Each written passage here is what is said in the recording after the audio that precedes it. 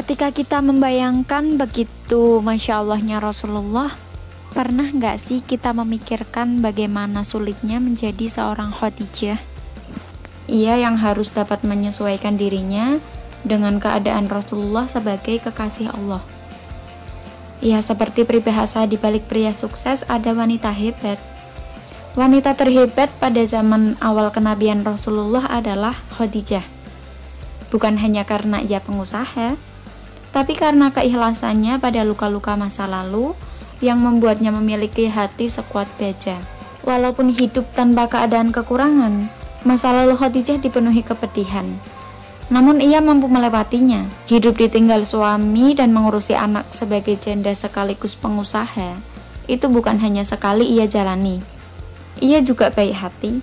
Di tengah kerasnya kehidupan Mekah pada saat itu, ia adalah salah satu orang yang berhati lembut, suka menolong, dan terkenal dermawan. Sehingga walaupun 2 kali menjadi wanita janda, kehormatannya tetap terjaga. Dalam novel ini bukan hanya karakter Khadijah yang ditulis sipil secara jelas. Detail kondisi Mekah juga tergambar jelas dengan rangkaian kata-katanya. Sehingga kita akan merasakan bagaimana sulitnya perjuangan menegakkan Islam pada masa itu. Khadijah yang begitu mencintai Rasulullah dengan kedewasaannya, aktif membantu Rasulullah dalam proses dakwah, terutama pada masa awal kenabian. Khadijah berusaha memberikan kepercayaan kepada Rasul ketika Rasul meragukan kebaikan dirinya sendiri karena kerendahan hatinya.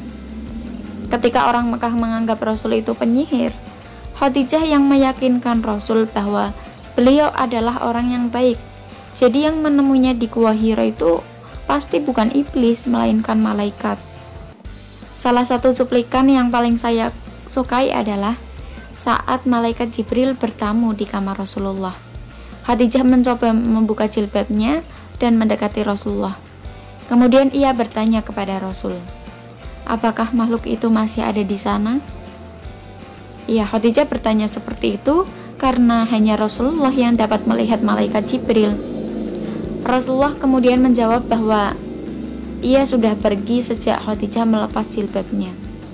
Nah, saat itu Khadijah menyimpulkan bahwa yang selama ini menemui Rasulullah itu benar-benar malaikat Jibril.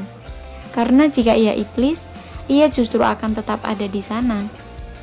Sebagaimana manusia biasa, seorang nabi juga memerlukan pendamping hidup untuk saling melengkapi.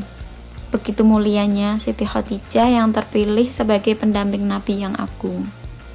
Dari novel ini, saya melihat peran perempuan yang begitu besar dalam proses penegakan agama Islam. Jika saja Khadijah tidak pandai membuat Rasulullah percaya dengan dirinya yang akan diangkat sebagai Rasul, bagaimana kiranya nasib agama Islam pada saat itu?